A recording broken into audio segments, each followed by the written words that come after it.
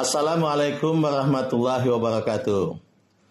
Alhamdulillah, meskipun saat ini kita belum bisa mengatasi secara tuntas COVID-19, tapi di bawah pimpinan Bapak Presiden Joko Widodo, kita telah menjadi lebih kompak, lebih solid, dan lebih rasional dalam menangani wabah COVID-19 ini. Akal sehat selalu harus kita gunakan dengan baik. Setiap agama pun mengajarkan manusia tidak saja dalam dengan meningkatkan iman dan takwanya, tapi juga menggunakan akal sehat. Begitu juga dalam situasi pada saat ini, kita punya syariat agama, baik yang sunnah maupun yang wajib, kemudian punya kelaziman-kelaziman, kebiasaan-kebiasaan, contohnya misalnya biasa kita takbir keliling dan sebagainya. Tapi pada sisi lain ada wabah COVID-19. Nah, oleh sebab itu kita harus menggunakan akal sehat kita bagaimana menata ini.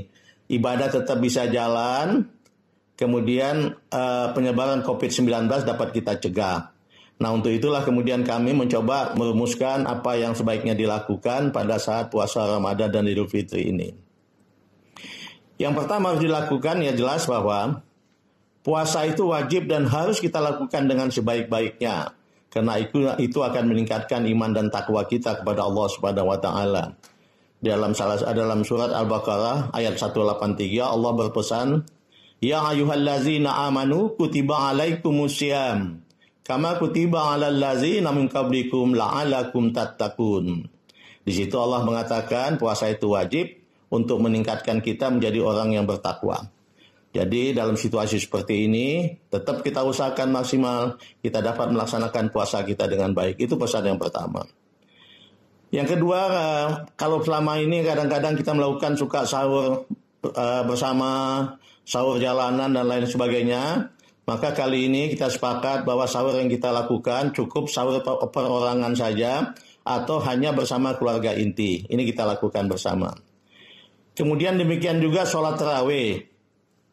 Sholat tarawih ini sebenarnya pada era Rasulullah hanya melakukan sholat tarawih berjamaah di masjid hanya 3 kali. Selesai itu beliau sholat tarawih di rumah. Dan sholat tarawih berjamaah baru muncul kembali pada era Umar bin Khattab.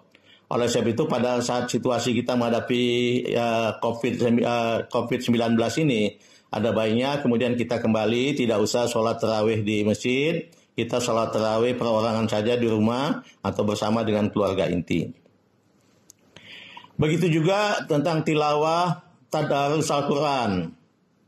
Biasanya kita lakukan beramai-ramai di masjid. Nah, kali ini cukup kita lakukan di rumah masing-masing saja. Kemudian juga buka puasa. Selama ini kita suka kadang-kadang buka puasa bersama keluarga besar, atau buka puasa bersama teman-teman penjabat-penjabat atau teman-teman di kampung dan sebagainya, di perusahaan dan sebagainya. Kali ini kita buka puasa kita cukup dengan keluarga inti saja di rumah masing-masing.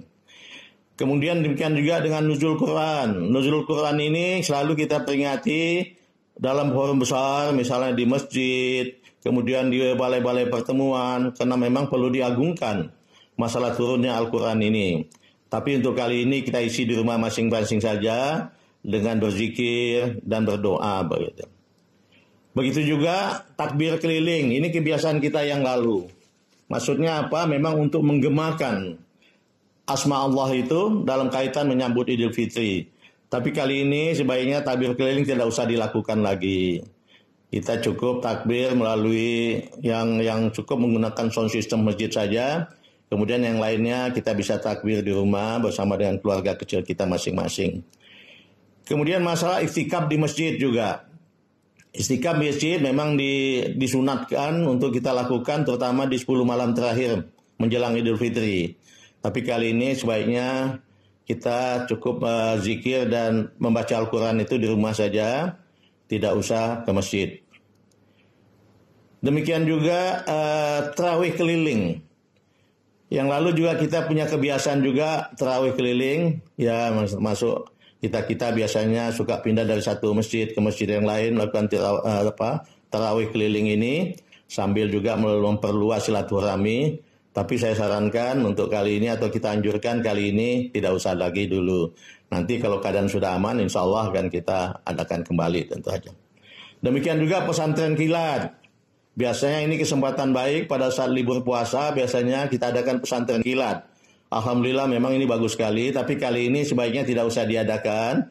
Kalau kita ingin adakan, kita adakan melalui media elektronik saja. Insya Allah saya kira kalau di kota-kota mungkin masih bisa. Mungkin kebanyakan di kampung-kampung juga saya lihat sudah banyak yang menggunakan media elektronik dalam berkomunikasi. Saya kira kalau memang kita akan lakukan pesantren kilat, baik juga untuk kita lakukan hanya melalui media elektronik.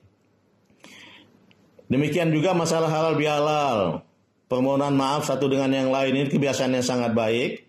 Tapi kali ini tidak usah kita datangi atau bertamu, atau tidak usah kita menerima tamu. Cukup kita menggunakan WA atau menggunakan media-media sosial lainnya. Kemudian juga saya garis bawahi tentang masalah zakat. Zakat mal khususnya ya. Karena kita tahu kalau zakat fitrah memang dibayarnya menjelang Idul Fitri pada bulan puasa. Tapi zakat mal kita dapat lakukan kapan saja, dan kami atau kita semua menganjurkan supaya tidak usah ditunggu sampai bulan puasa atau mendekati Idul Fitri.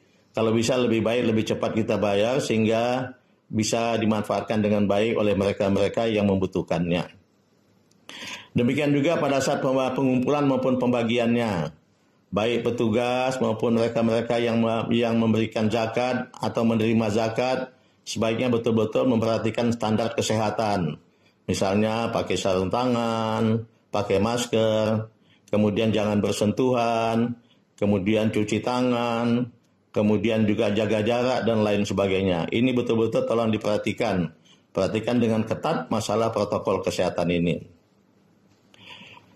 Kemudian saya ingin pesankan selaku Menteri Agama, momen ini juga kita manfaatkan juga untuk memperkokoh kerukunan umat beragama. Karena kita tahu dalam usaha kerjasama kita seperti ini, kita tidak peduli pasien itu agamanya apa, atau perawat dokter agamanya apa, kemudian memberikan sponsor agamanya apa. Semua kita bersama-sama bekerja sama dengan rukun mengatasi COVID-19 ini tanpa memperdulikan agama ataupun asal sukunya pasien-pasien maupun perawat-perawat dan sponsor itu. Ini yang kita gunakan sekali lagi untuk mengokohkan kerukunan umat beragama kita. Kemudian kita simak dengan baik petunjuk-petunjuk pemerintah pusat, pemerintah daerah, maupun lembaga-lembaga yang kredibel dalam mensikapi masalah COVID-19 ini. Mudah-mudahan dengan itu kita semua dapat melaksanakan ibadah dengan baik dalam batas-batas yang saya katakan tadi, dalam batas-batas menggunakan akal sehat, tanpa mengurangi syariat agama yang ditentukan oleh Allah Subhanahu wa taala kepada kita. Sebagai penutup saya sampaikan apa yang anjuran yang saya sampaikan tadi itu bisa diabaikan seandainya sudah ada keputusan dari pemerintah pusat untuk seluruh wilayah Indonesia atau keputusan pemerintah daerah untuk wilayah masing-masing yang mengatakan bahwa situasi sudah aman, yang tadi bisa kita abaikan. Tapi sementara waktu tolong berpegang pada itu. Mudah-mudahan kalau kita komit, kita sepakat melakukannya dengan baik, insya Allah syariat agama dapat kita lakukan dengan baik dan penyebaran COVID-19 dapat kita hindari bersama.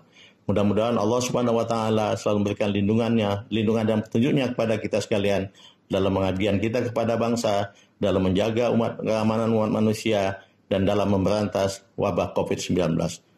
Terima kasih.